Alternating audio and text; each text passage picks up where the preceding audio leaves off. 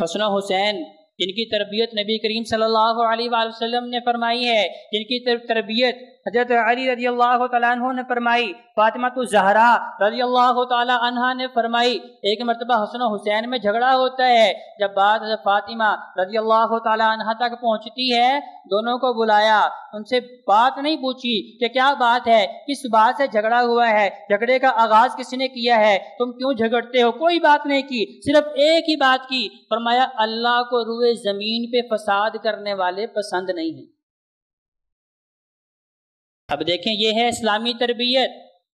فرمایا جو لوگ زمین پہ فساد کرتے ہیں اللہ ان سے محبت نہیں کرتا۔ حسن و حسین فوراً جو ہے ان کے جسموں پہ لرزہ طاری ہو جاتا ہے، فرمایا ہمارے اس عمل کی وجہ سے اللہ ہم سے محبت نہیں کرے گا، فوراً اسی وقت جو ہے بغل گیر ہو جاتے ہیں، وہ فرماتے ہیں آج کے بعد کبھی ہمارے اندر جھگڑا نہیں ہوگا۔ وہی حسن و حسین رضی اللہ تعالی عنہما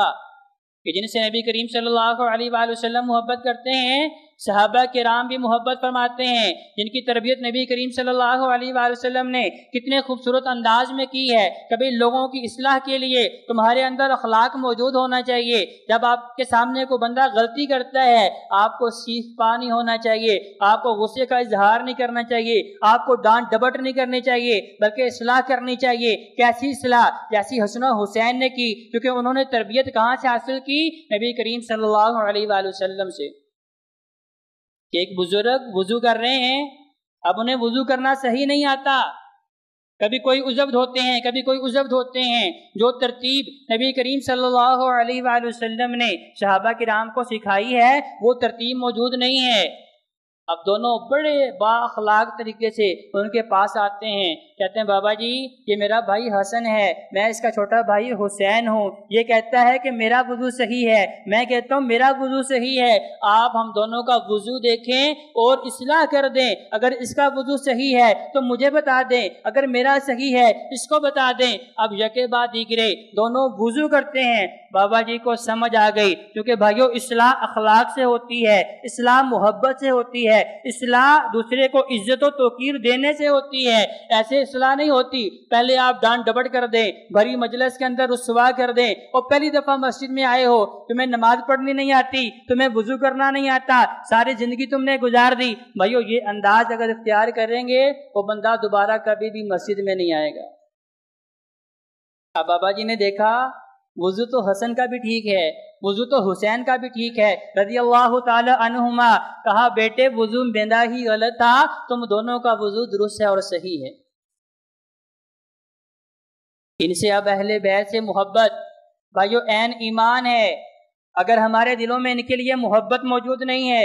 اگر ہمارے دلوں میں ان کے لیے احترام موجود نہیں ہے، نبی کریم صلی اللہ علیہ وآلہ وسلم نے فرمایا تمہارا ایمان مکمل نہیں ہے، کیونکہ نبی کریم صلی اللہ علیہ وآلہ وسلم نے صحابہ کو بھی یہ تربیت دی ہے۔ نبی کریم صلی اللہ علیہ وآلہ وسلم کے وصال کے بعد حضرت ابوبکر کا دور آتا ہے، 2 سال تک حضرت ابوبکر صدیق رضی اللہ تعالیٰ عنہ نے اپنی مجلس شورا کے اندر حسن و حسین کو کلیدی عہدہ دیا تھا، اور ہر بات میں مشورہ کرتے تھے، اگرچہ وہ عمر میں بہت تھوڑے تھے، اگرچہ عمر میں کم سن تھے، لیکن انہیں پتا تھا کہ ان کو اگر نبی کریم صلی اللہ علیہ وآلہ وسلم نے عزت دی ہے، توقیر دی ہے، اور اگر عرش والے نے کہا ہے کہ یہ دونوں جنتی نوجوانوں کے سردار ہیں تو ان کا مقام جو ہے کوئی معمولی نہیں ہے۔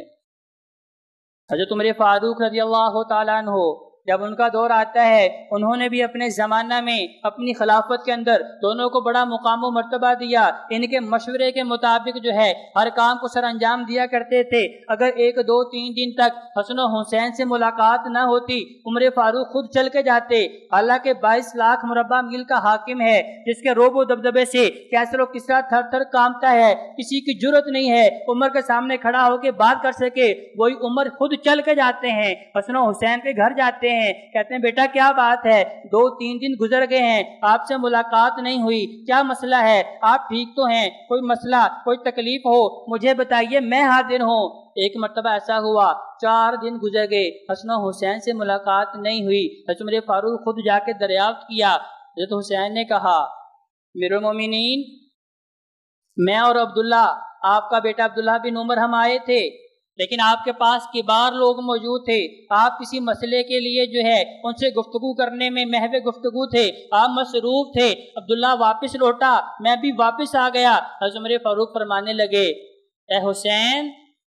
جو مقام آپ کا ہے وہ عبداللہ کا نہیں ہے، عبداللہ جاتا تو بے شک چلا جاتا، آپ کو وہاں سے واپس نہیں آنا چاہیے تھا۔ آپ جب بھی میری مجلس میں آئیں آپ کو اجازت لینے کی ضرورت نہیں، اگرچہ میرے پاس جو ہے بادشاہ موجود ہوں، اگرچہ میرے پاس کبار لوگ موجود ہوں، آپ کو اجازت لینے کی بھی ضرورت نہیں ہے۔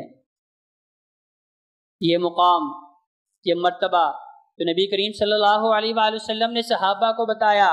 اور اللہ تبارک و تعالیٰ نے حضرت حسین کی شہادت کی پیشن گوئی بھی نبی کریم صلی اللہ علیہ وآلہ وسلم کو دی۔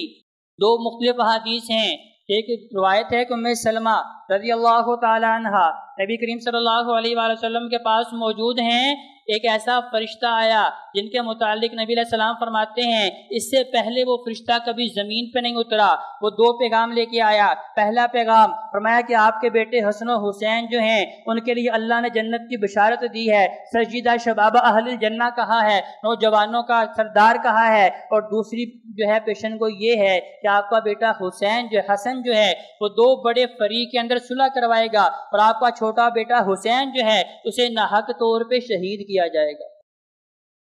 تو یہ پیشن گوئی کس نے کی؟ اب فرشتہ آ کے پیغام دیتا ہے تو بھائیو فرشتہ خود تو نہیں آتا، اسے عرش والے نے بھیجا، اسے اللہ تبارک و تعالیٰ نے بھیجا۔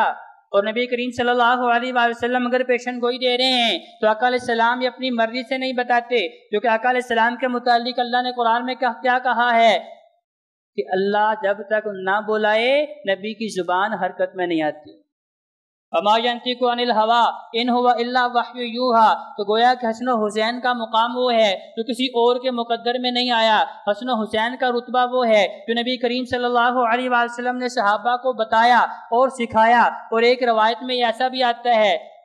جو اکثر جو ہے اہل تشریح بیان کرتے ہیں کہ عبداللہ بن عمر اور حضرت حسین کے درمیان کسی بات پہ تنازع ہوتا ہے، حالانکہ ایسا ممکن نہیں ہے، سارے صحابہ حسن و حسین کی توقیر کرنے والے ہیں، ان کے سامنے اپنی زبان چلانے والے نہیں ہیں، ان کی عزت و توقیر ان کے دلوں میں موجود ہے، ان کی محبت ان کے دلوں میں موجود ہے۔ اب بیان کرتے ہیں کہ دونوں میں تنازع ہوتا ہے تو حضرت حسین ڈانٹ دیتے ہیں، کہتے ہیں عبداللہ ابن عمر